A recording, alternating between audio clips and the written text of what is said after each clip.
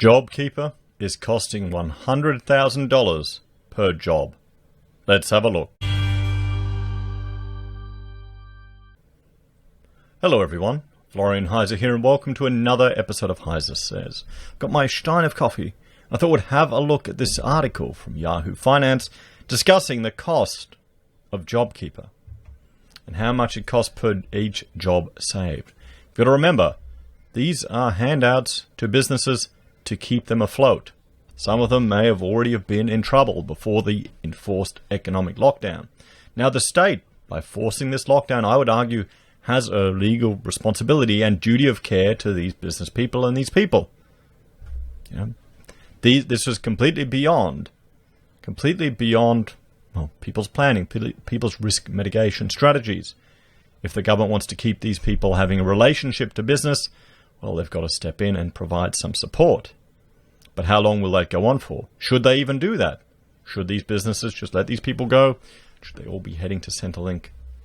It's a tough situation. And there are definitely some businesses that don't need the Jobkeeper, but they need to take it because their competitors might be taking it. And that would put you at a competitive disadvantage. This is the problem when you have these type of interventions. If you don't take it, you lose out. So let's have a look at this, everyone. The Jobkeeper program is costing Australians around $100,000 per job saved. But this cost is largely unavoidable, according to economists. $100,000 per job. How many people would rather have the $100,000? The figure is based on the idea that a third of those who lose their jobs will depart the labour force entirely, and that as such, 1 million jobs will have been saved by the Jobkeeper program entirely. Around 844,000 businesses have received Jobkeeper payments, passing on the wage subsidy to 3 million workers. According to economists from the Australian National University's Tax and Transfer Policy Institute, Robert Breung and Timothy Watson, only a portion of those jobs would have actually been lost if Jobkeeper didn't exist. They said the cost per job saved over the 6 months Jobkeeper program is between $70,000 and $102,000. And once those figures are converted into job years, or the price of 1 year of one job, it increases to between $140,000 and $204,000. Don't worry, everyone. Future generations will pay it off. Future generations will pay it off. They'll just print more magic money out of nowhere. It won't have any effect. They've changed the definition of inflation. Haven't you heard? Don't worry, increasing the money supply doesn't. It's not the definition of inflation anymore. They changed the words. These are potentially high cost per job saved, although this is probably to be expected and largely unavoidable in an economy that is still operating under significant physical restrictions, they said. So what do they propose? As the government considers how to wind back Jobkeeper, the economists suggested one way to cut the costs of saving jobs is to cap the payment for those who would be earning less than $1,500 before the subsidies came into place, and also test business turnover on a monthly basis. I mean, it's surprising that they didn't cap it, to your wage or up to $1,500. I don't understand why they didn't do that. I'm assuming it's because they rushed out the program. This all feels like it was incredibly rushed. Incredibly rushed. What do you think? What do you think? You think it was a well thought out government strategy?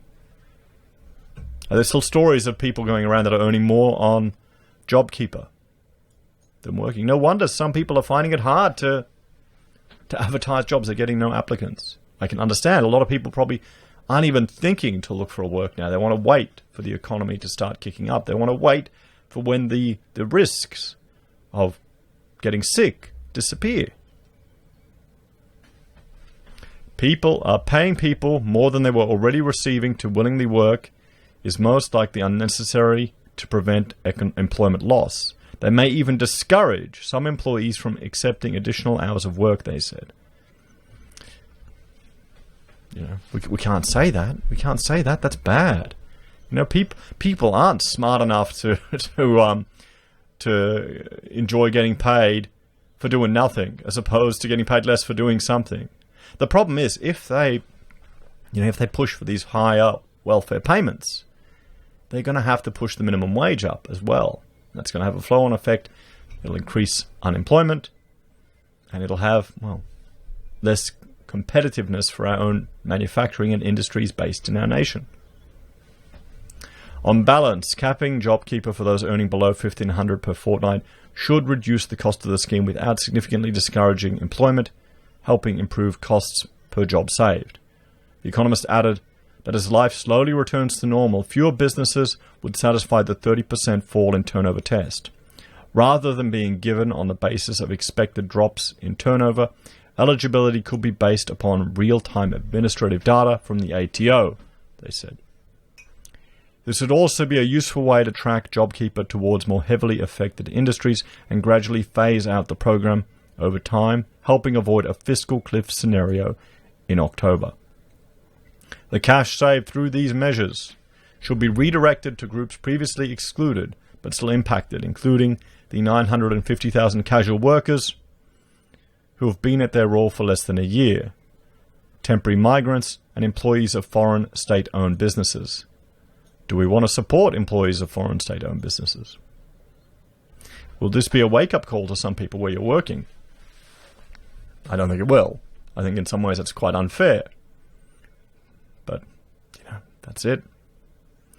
Alternatively, savings could be redirected towards infrastructure stimulus programs that are typically found to have among the highest employment and output multipliers, particularly as economic conditions normalize.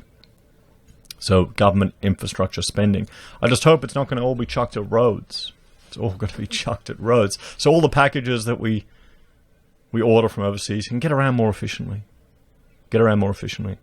It'd be nice to get some cheaper power.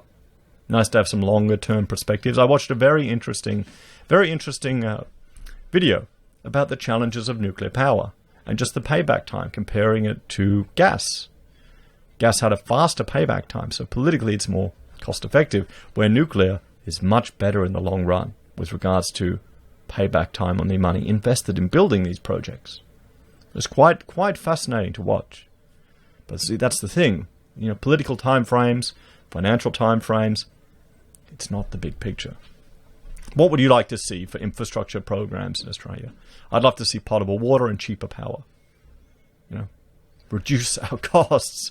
Reduce the cost for people to run businesses in Australia. Electricity is bloody expensive for so many people. People think putting solar panels on their roof are going to save them money. Wait till they stop working in 20 years. I'd rather have some cheaper real manufacturing. So, given the inherent uncertainties of the current situation, policymakers should display a spirit of bold, persistent experimentation to ensure that policy support is targeted towards where it is needed most and delivers the best possible return for taxpayers. Because remember, everyone, all of this money, it's going to have to be paid back one way or another, either through future generations or have to pay it back through taxes. And that will mean less money people can save to buy their own homes, less money to allow people to have a good quality of life. Taxes reduce your quality of life, everyone. It's better to have the money in your hands, with you to have the power to spend it how you choose, than other people making those decisions for you. That's the reality of the thing. Or you can go MMT. And they'll print the money and hand it out left, right, and center, but then they'll tax you to avoid the economy overheating in the future. It's just all a mechanism. It's all a game. It's all a game. What do you think, everyone? What do you think? Do you think the cost of JobKeeper is worth it? Do you think maintaining the relationship between people and their businesses is worth it? Or is it a just way to hide the sharp increase in unemployment? How much worse would it have been if we didn't have JobKeeper? Because remember, they're all considered unemployed. There's 3 million Australians. What would we have, 30% unemployment? As always, thank you for watching. Please like, share, and subscribe to the channel. Let me know your thoughts and opinions in the comments below. If you're a fan and want to help the channel, there are a few ways you can. Sharing, interacting with the content is a great way to let YouTube know people are enjoying the videos, and it helps the channel grow. You can support us financially by joining the channel on YouTube or Patreon, using our affiliate links at Amazon or eBay or Independent Reserve and Kucoin. You can buy our merch from HeiseSays, use Gold Pass from the Perth Mint, or support us via PayPal. Thanks everyone. I'll see you in the next video.